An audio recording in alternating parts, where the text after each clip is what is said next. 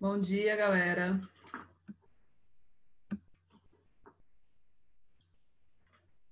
Bom dia.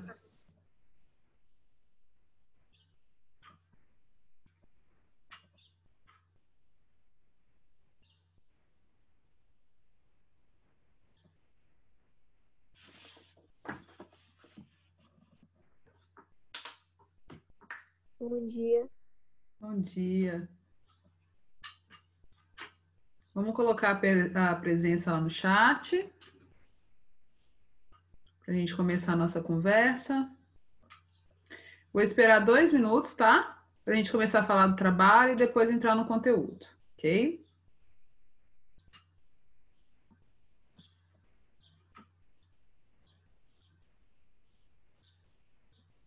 Vamos ligar as câmeras. Primeiro é uma conversa, né? É bom olhar para vocês.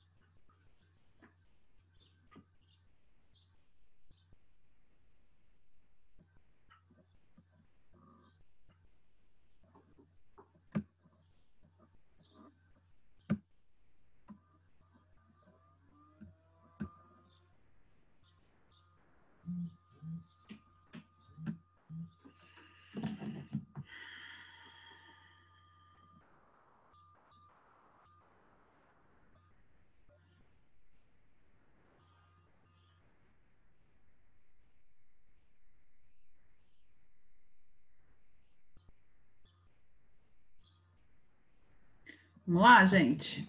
10 horas. Liguem as câmeras, por favor. Vamos lá. Queridos, nós ontem fechamos, né? Vocês receberam as orientações do trabalho.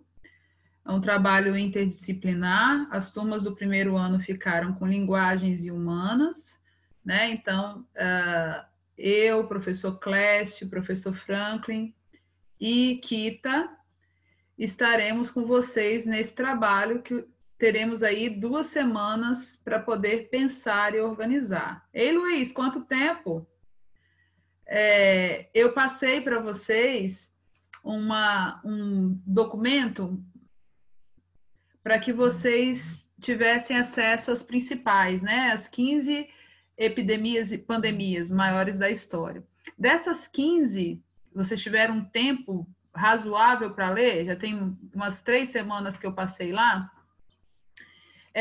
Nós selecionamos 8.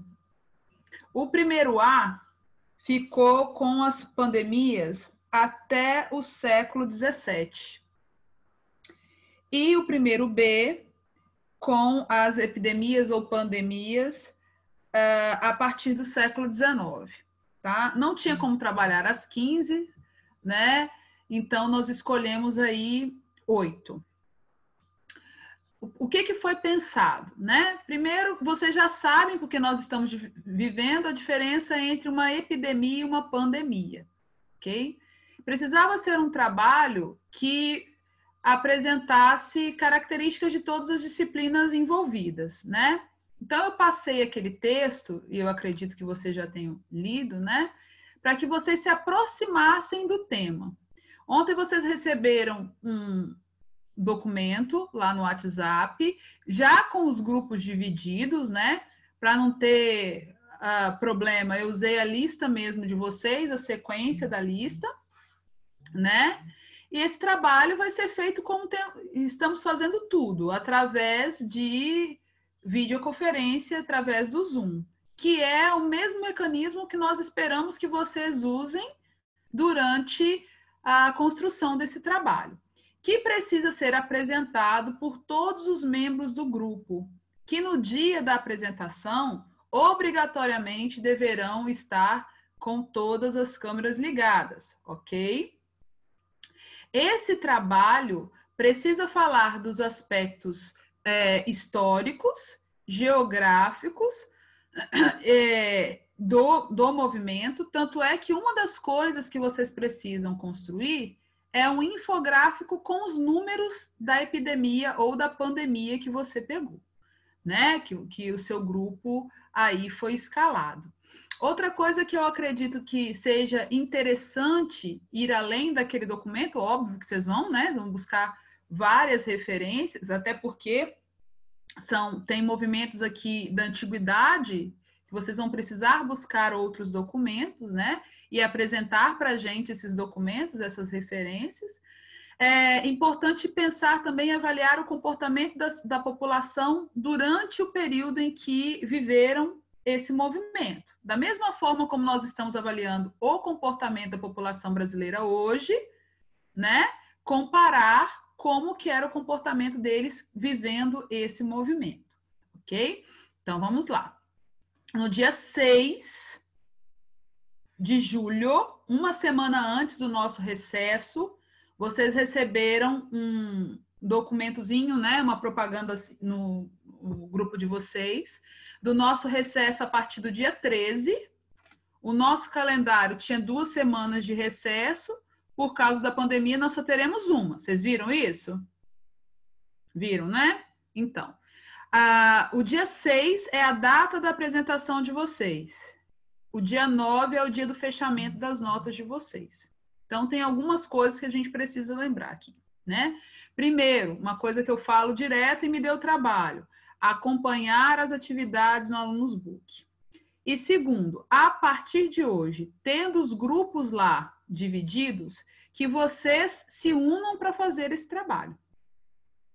Ok? Porque vocês vão ter a oportunidade de compartilhar a tela aqui, apresentar esse trabalho para os colegas.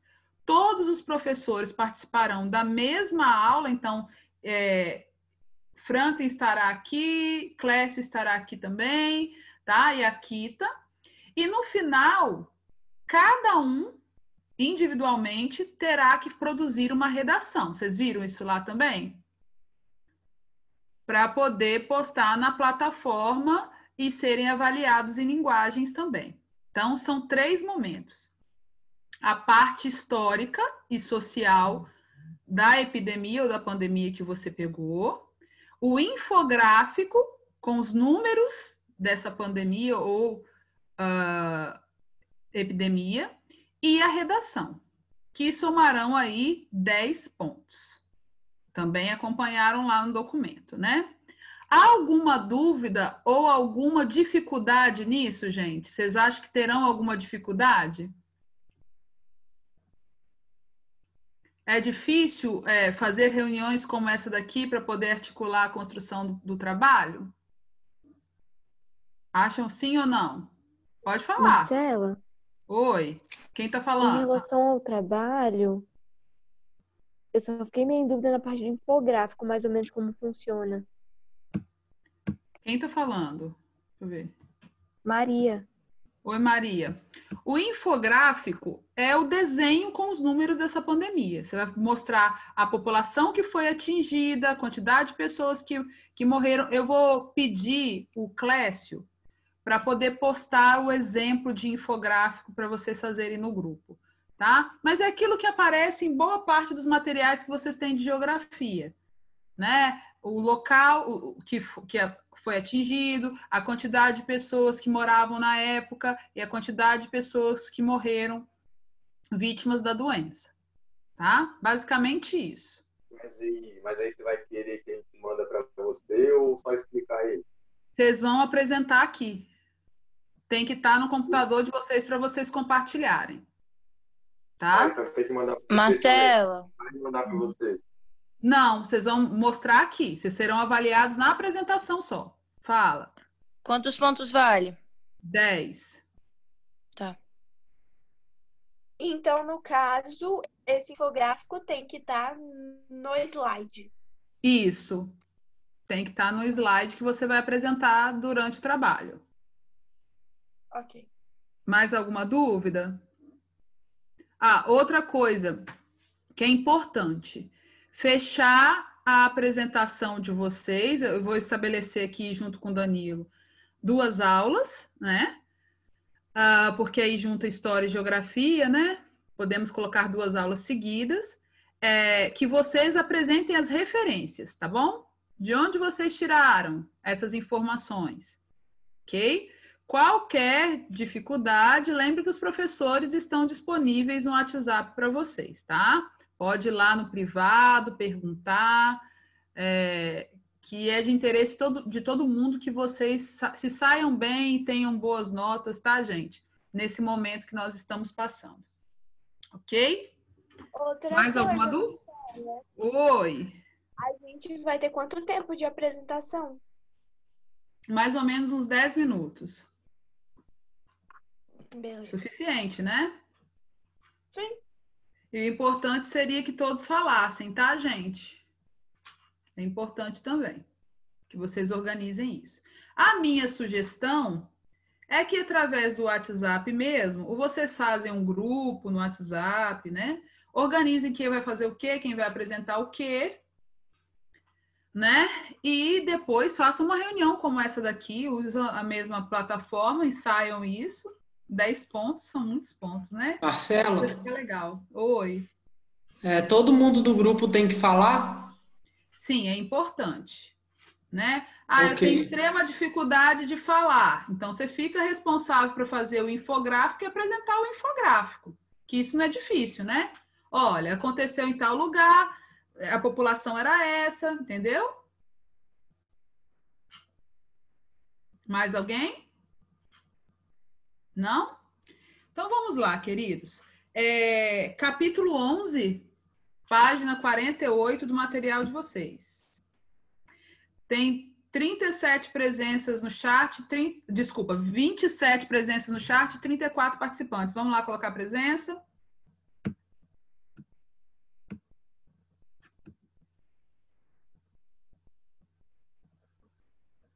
Vamos lá. Queridos, o tema do capítulo 11 é a formação dos estados nacionais e o absolutismo. É sequência histórica de Idade Média que nós trabalhamos até o capítulo 10, ok?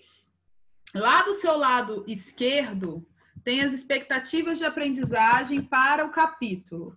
Entender o processo de formação dos estados nacionais, então como que esses países se formaram depois do processo do sistema feudal, identificar os principais acontecimentos que provocaram a centralização política na Inglaterra, na França e também na Península Ibérica, em Portugal e na Espanha, contextualizar as principais ideias do absolutismo, que é de extrema importância, porque é uma leitura necessária, e compreender o que foi o absolutismo monárquico para a França e para a Inglaterra.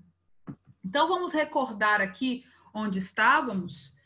Semana passada eu não pude estar com vocês, porque, infelizmente, o Covid entrou na minha vida, na minha casa. Nós ainda estamos passando por um processo de cura dessa doença, né? Então, eu fiquei um pouco atrasada. E aí, lá no Alunos Book, eu coloquei para vocês o que precisava ser feito, né? E ontem eu registrei a leitura desse capítulo, atento às expectativas de aprendizagem, que foi o que eu acabei de ler aqui para vocês agora, ok? Todas as vezes que começar um capítulo, você vai primeiro ler as expectativas de aprendizagem. Depois você vai ler o texto. E na leitura do texto, você vai identificar essas expectativas. Correto? Bom, a última vez que conversamos sobre a crise do sistema feudal. O que levou à decadência do sistema feudal após as cruzadas, né? Ali entre os séculos XIII e os séculos XV, os movimentos históricos que levaram ao fim do sistema feudal. Dentre os movimentos históricos que estudamos... Teve a peste. A peste, a Guerra dos 100 Anos e o Renascimento Cruzadas. Comercial, as cruzadas, né? A partir delas.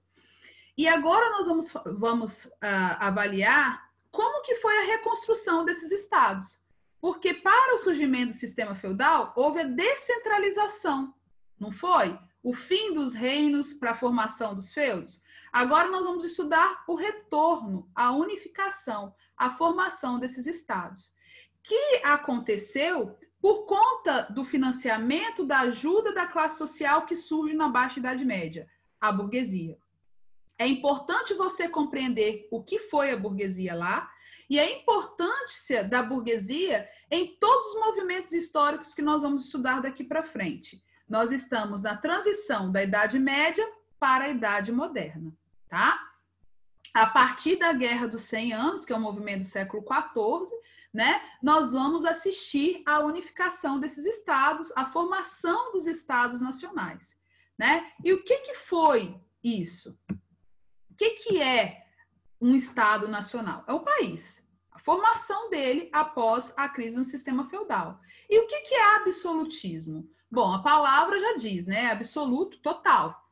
Né? Foi um processo de centralização política nas mãos de um rei. Então, as monarquias vão se potencializar nesse processo a partir da Guerra dos 100 Anos. Né? E acontece por quê? Porque há a união de duas classes sociais fortes aqui.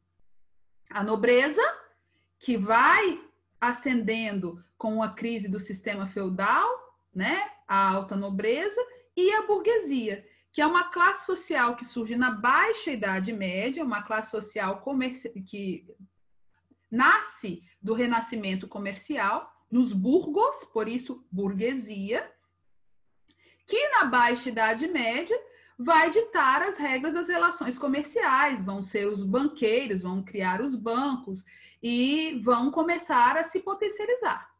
Mas a força dessa classe social só acontece mesmo depois que os estados se formam. Porque a burguesia quer isso. Qual é o interesse da burguesia na formação do Estado Nacional? A unificação dos sistemas de peso, de medidas, né, para que eles pudessem potencializar suas vendas, tá? Então, aqui nós vamos às causas. O que levou à formação dos Estados Nacionais? Primeiro, a aproximação entre a nobreza e a burguesia. A nobreza, gente, tinha os interesses de unificação e de potencialização, principalmente no final da Guerra dos 100 Anos. Já a burguesia tinha outro interesse, que era o quê?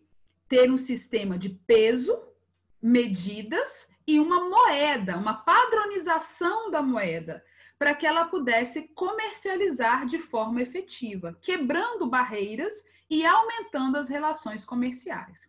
Quem poderia fazer isso?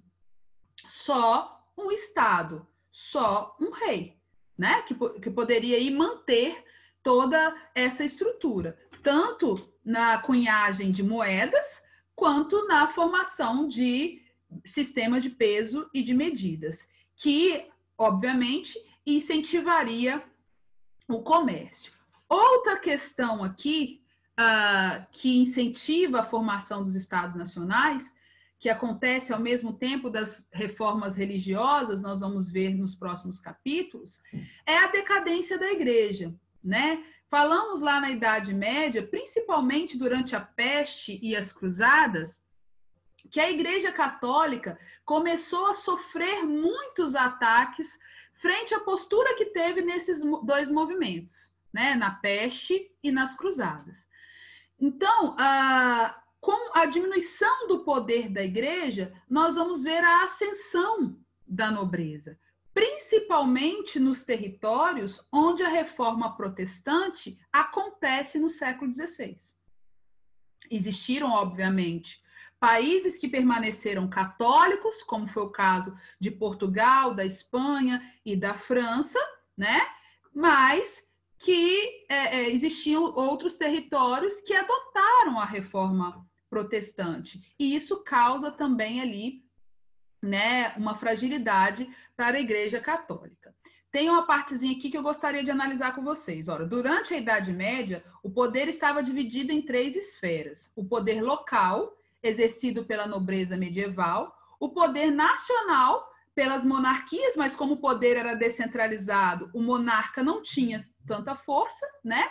e o poder universal que era exercido pela igreja. Assim, o processo de aliança do rei com a burguesia auxiliou no enfraquecimento do poder local e as reformas religiosas minaram o poder universal. Se o poder local e o poder universal entrarem em decadência, o poder, essa ideia de Estado, né, de poder nacional, nasce. E é aí que as monarquias vão crescer, vão se potencializar, né? Outra coisa que acontece nessa transição é o renascimento cultural. É do final da Idade Média para a Idade Moderna. Esse renascimento cultural foi outro movimento financiado pela burguesia. A burguesia vai financiar a formação dos Estados Nacionais, ela vai financiar a reforma protestante e ela também vai financiar o renascimento cultural, né? Porque os mecenas eram burgueses em grande maioria. Existiam nobres mecenas, papas mecenas, mas a burguesia financia isso. Tanto é que o renascimento cultural, ele nasce na Península Itálica. E os italianos, nessa época, não detinham as relações comerciais no mar Mediterrâneo junto com os árabes. Então, aqui, nesse momento, nós vamos ver um desenvolvimento muito grande nos aspectos culturais, dentro das universidades, né, que vão buscar o retorno do direito romano, o que também enfraquece algumas relações feudais permanentes, né? Agora, tem uma coisa importante para dizer para vocês aqui. O sistema feudal, ele não acaba de um dia para o outro em sua estrutura em toda a Europa, não. Não é aquele marquinho ali do final da Idade Média que vai transformar isso. Tanto é que nós vamos ver impostos feudais sendo cobrados na França moderna no século XVIII. Quando a Revolução Francesa acontece, ainda existia dentro da França impostos feudais, 300 anos depois. E o feudalismo ainda vai estar na Rússia também. Sim, na Rússia, no Japão, fica um tempo também. Então, o que a gente percebe aqui? Um vínculo ainda muito grande com essas relações medievais, mas que a burguesia vai conseguir romper através do financiamento de movimentos que acontecem ao mesmo tempo. É uma fase muito bonita da história para se estudar, porque a Idade Moderna é o período mais curto da história. Mais curto, ele dura 300 anos, basicamente, né? Pouco mais que isso. Só que aqui vai acontecer o quê? O renascimento cultural, a reforma protestante, a expansão marítima. Então, há uma corrida, um desenvolvimento muito grande. Por isso, Idade Moderna. E lá no meio dela ainda tem a Revolução Industrial, né? Então, nós vamos assistir aqui uma mudança social, uma mudança de comportamento muito grande, principalmente depois que a igreja passou a ser questionada. E novas leituras foram feitas a partir desse questionamento, tá?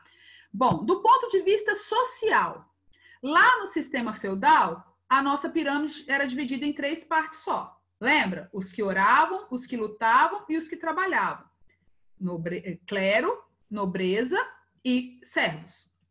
Aqui nós vamos ter uma divisão maior, fruto do renascimento comercial, do surgimento da burguesia. Então, nós temos o clero, a nobreza, a burguesia, e aí, através dos burgos, o nascimento de corporações de ofício, que vão trazer os artesãos, né? E outros grupos que mantêm após a servidão, que são os lavradores e os trabalhadores braçais, tá? Então, nós vamos assistir aqui uma mudança social também. Então, recapitulando aqui, até agora nós trabalhamos as causas. Quando que isso começa a acontecer? No final do século XIV. A partir do século XV, essas monarquias vão se concretizar. Quando eu falo em monarquia, parece uma coisa muito distante, não é? e vem automaticamente na cabeça de vocês uma monarquia. Qual que vem? Quando fala assim, monarquia. Arábia Saudita. Na sua cabeça vem Arábia Saudita porque você gosta do tema. Mas na maioria das pessoas vem Inglaterra, não é? Você vai pensar na Elizabeth. A rainha que nada abala, né? Nada abala. Inclusive, a gente tem até que estudar a genética daquela mulher, porque, vou te contar, hein? Ali é invejável. Ela é lagartixa. Ali é invejável. Vem automaticamente a Inglaterra porque é a monarquia que nós mais conhecemos, tem uma força histórica muito grande, uma influência sobre a história do nosso país, do nosso continente também e de outros, né? Só que aí o material de vocês abre com um texto muito legal. Olha só, dos 49 países que compõem o território europeu atualmente, 12 são monarquias. 12 são monarquias. Mas são monarquias iguais a que a gente vai estudar agora? Não, são constitucionais. Sim, e parlamentaristas, grande parte delas, né? Nós vamos agora estudar monarquias absolutistas. O que quer dizer isso? Que o rei, o representante executivo desse Estado, não está submisso a nenhuma carta, O Estado sou eu. O Estado é o rei, né?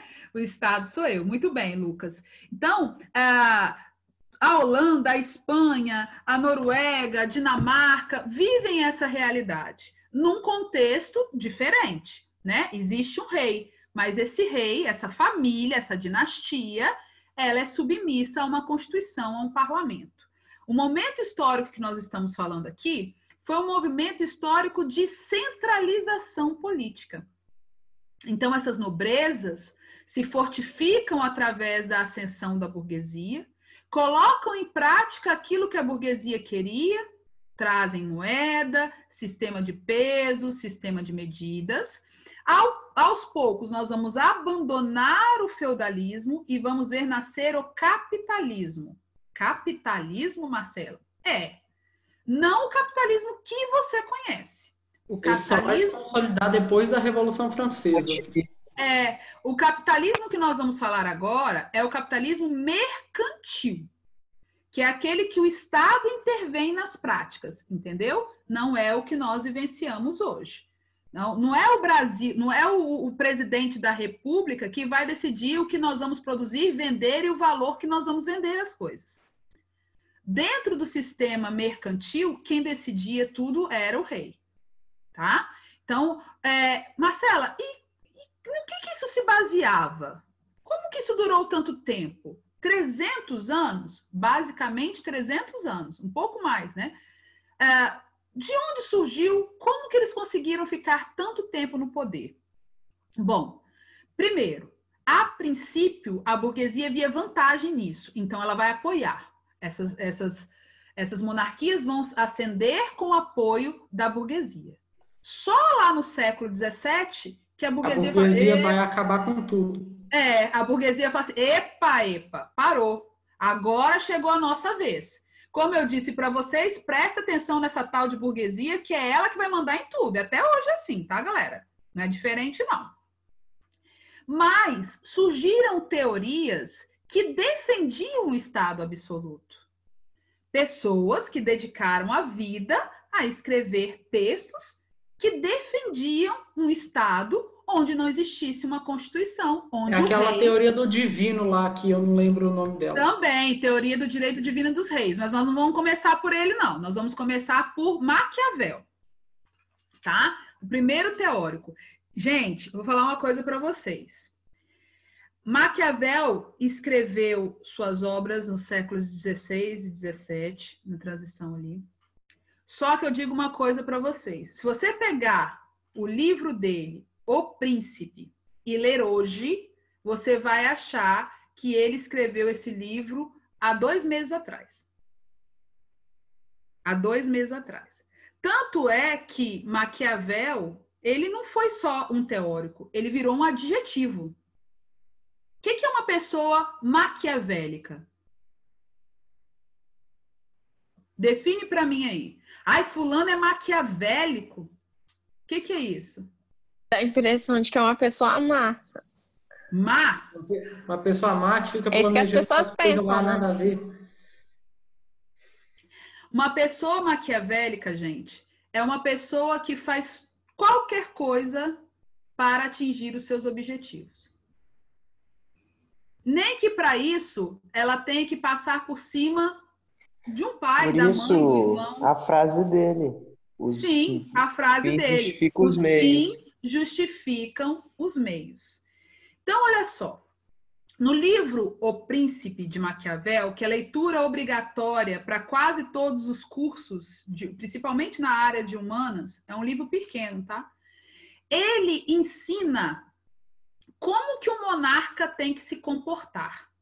Mas não é só no discurso, não. Como tem que se vestir, como tem que olhar para as pessoas, como as pessoas devem enxergá-lo, tá? Como ele tem que falar. Tudo. Através da seguinte ideia: os fins justificam os meios. Ou seja, não importa o que você faça, desde que você reine, de que você seja respeitado, que você mantenha o poder. Quando eu falo que parece que ele escreveu há 6 meses atrás, 3 meses essa obra, é porque a gente enxerga até hoje na política comportamentos assim. Que fez com que a nossa construção política colocasse os políticos acima de nós. Eu não sei se vocês têm essa impressão. Vocês têm sim, porque já têm essa maldade, né? Mas quando se fala, fulano é vereador, fulano é prefeito, fulano é deputado, parece que ele é assim, que ele não é um trabalhador do Estado pago por você. Ele é um ser humano acima de você. Não é essa a impressão que a gente tem? Por quê? Porque na construção histórica foi isso que foi vendido. É como se ele tivesse um poder acima de você, quando na verdade os políticos são nossos empregados, são nossos funcionários, são pagos por nós. E isso é construído quando? Aqui, nesse momento.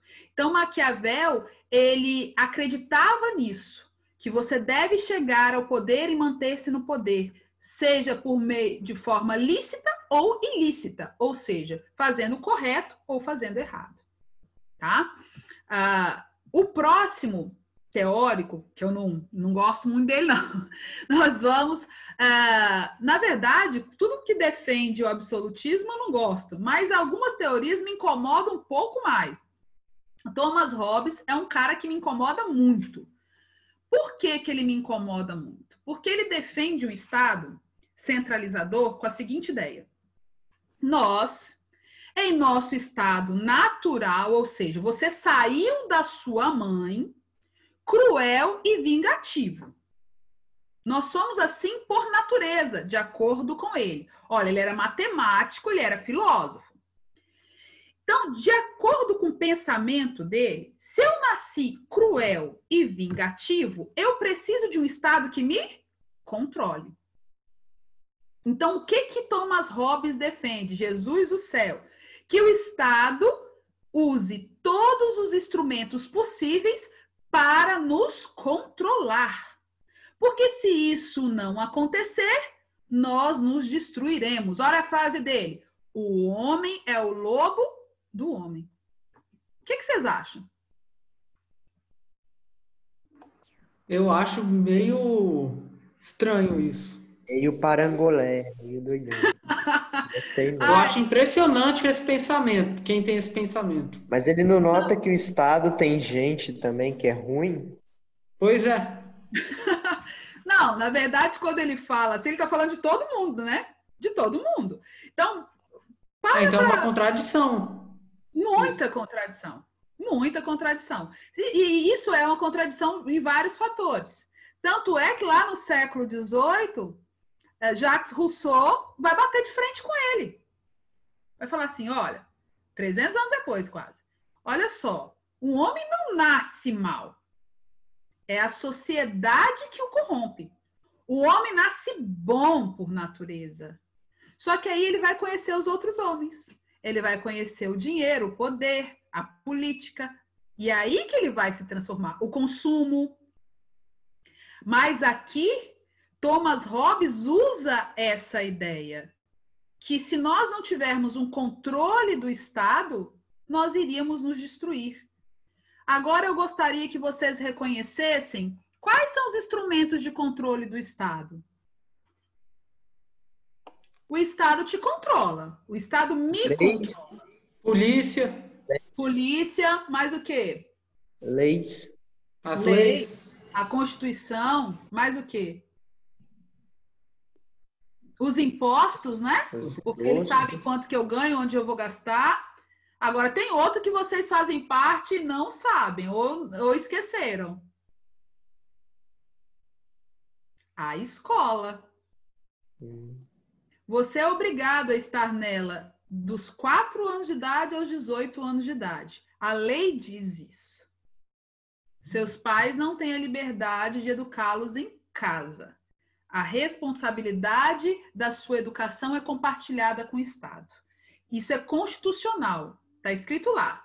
É dever do Estado e da família. Ok? Então, a escola também é um instrumento de controle. O Estado tem vários instrumentos, desde a Receita Federal, a polícia, o exército, a escola, né? São formas de controlar, de saber o que acontece e tal. Só que aqui, os instrumentos do controle do Estado eram muito mais fortes, porque não existia leis que davam em direitos individuais. A Declaração dos Direitos do Homem e do Cidadão é a primeira garantia da Revolução Francesa, lá no século XVIII. Então, aqui não existia garantias individuais. Portanto, você era julgado de acordo com a cabeça de quem governava. O Estado tinha essa força, né? Bom, o próximo teórico aqui, Jacques Bossuet, era um bispo e teólogo, né? Então, ele desenvolve a teoria que o Lucas citou lá no início da aula, a teoria do direito divino dos reis. Essa teoria diz o seguinte, que o rei era enviado de Deus para governá-los. Desacatar a vontade desse rei era a mesma coisa que estar desacatando a vontade de Deus. Repetir. Desacatar a vontade desse rei era desacatar a vontade de Deus, porque o rei era enviado por Deus. Marcela, no início da Idade Moderna, depois que a Igreja Católica entrou em crise? Sim, gente. Sim. As pessoas não estão vendendo o céu até hoje aí? Existe esse ranço histórico, né? A gente vai trazendo isso. E aqui tem muita força. E Jean Bodin complementa ainda. Olha o nosso próximo teórico aqui. Esse aqui, além de acreditar na teoria do direito divino dos reis, ele defendia o seguinte, que a soberania do rei era um poder perpétuo e ilimitado. Olha que legal isso. Ou seja, para sempre, só as leis divinas e a lei natural, ou seja, a morte, poderia tirar dele o poder. Mais absoluto que isso? Impossível. Por que que Na verdade, tem mais absoluto que isso, sim. Que no caso é a monarquia saudita. Não, mas ela também tem seus aspectos religiosos, né? Sim. Quando envolve religião, Lucas, é muito complexo. Porque as pessoas ficam com medo de agir contra isso. E aí, quando agem de forma radical. É quase uma teocracia. Quase uma teocracia. E quando chega lá no século XVIII, que a Revolução Francesa sai matando a torta direito, ninguém entende por que demorou, por que isso acontece. Mas foi anos de submissão a teorias que subjugavam a maior parte da população, né? Vocês estão escrevendo lá no chat a pergunta? Pode interromper aqui, gente, que eu não consigo...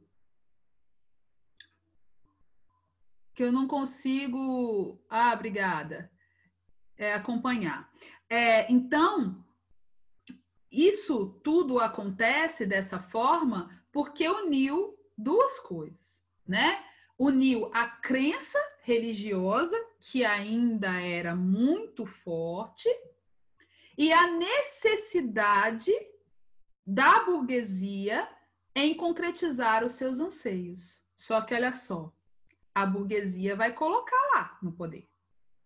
Depois ela vai tirar. É a burguesia que vai ditar as coisas aqui. Ela colocou no poder. Ela fez com que esse homem tivesse um poder... Mas pode tirar também.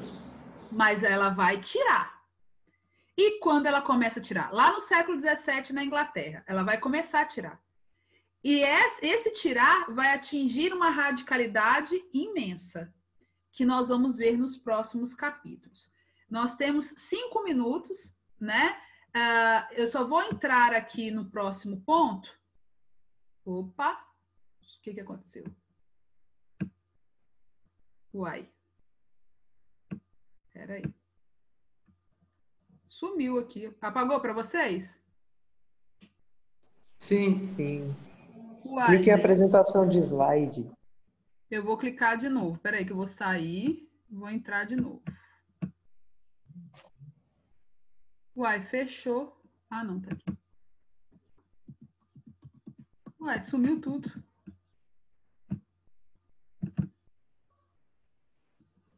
Não sei o que aconteceu. Bom, vou continuar aqui. O que nós vamos ver dentro dos aspectos econômicos? Como eu disse para vocês, a burguesia que financia isso tudo, ela precisava de moeda, peso e medida, correto? Se ela precisava de moeda, peso e medida, ela precisava de um Estado que centralizasse essas ações.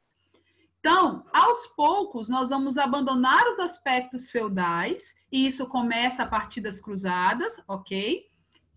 Com a reestruturação comercial, que se potencializa no século XIV. Nós vamos perceber o nascimento de corporações de ofício, e aí abandonaremos o artesanato e partiremos para a manufatura, e com isso o surgimento do mercantilismo. O mercantilismo, primeiro ano, como eu já disse aqui, é o capitalismo. Porém, o capitalismo com a intervenção do Estado. Se as teorias que nós acabamos de estudar aqui diziam que o poder do rei era perpétuo e ilimitado, se eu disse para vocês que eles não eram submissos a uma constituição e que eles deveriam fazer de tudo para permanecer fortes no poder, nos controlando, esse é o resumo da ópera, como que vai ser isso economicamente falando? Através de uma intervenção econômica. Esses países vão se desenvolver economicamente? Vão. Mas sob as práticas do Estado. É o Estado que vai dizer o que vai comprar, o que vai vender, a quanto, qual território vai ser explorado. E aí, o que nós vamos ver na próxima aula? As práticas mercantilistas, que é o que eu considero mais importante aqui, porque vai começar a encontrar a história deles com a nossa história. A história do continente americano é pautada em cima da exploração mercantilista. Então, nós vamos precisar aprender o que é um pacto colonial, o que é intervencionismo, o que é balança comercial favorável, protecionismo alfandegário, tá? Que são as práticas que nós estudaremos nas próximas aulas, ok? Alguma dúvida aqui, gatinhos e gatinhas? Rendeu a aula hoje, hein? Conto com que vocês agora, quando terminarem as aulas do dia, já organizem os grupos no WhatsApp para o debate do trabalho. E se tiver alguma dúvida, me busquem no privado. Ok? E Marcela, você falou do trabalho direitinho, da estrutura, não falou? Bom dia. Oi, Danilo. Você chegou agora? Eu falei, Danilo. Não, eu já assisti um pouco da sua aula já. Eu falei, nos primeiros 10 minutos eu expliquei tudinho para eles. Falaram que não tem dúvida não, né? Mas eu tenho certeza que vai surgir dúvida aí no meio desse caminho. Já me coloquei à disposição para resolver, tá bom? Pode mandar mensagem também. E assim, como avaliador, quero um trabalho bem feito, tá? Que eu sou bem rígido. Eu também. Tô tranquilo, fechou. Fiquem com Deus, viu? Que Deus abençoe vocês. Até sexta-feira, se Deus quiser. Beijinho, bom final de semana.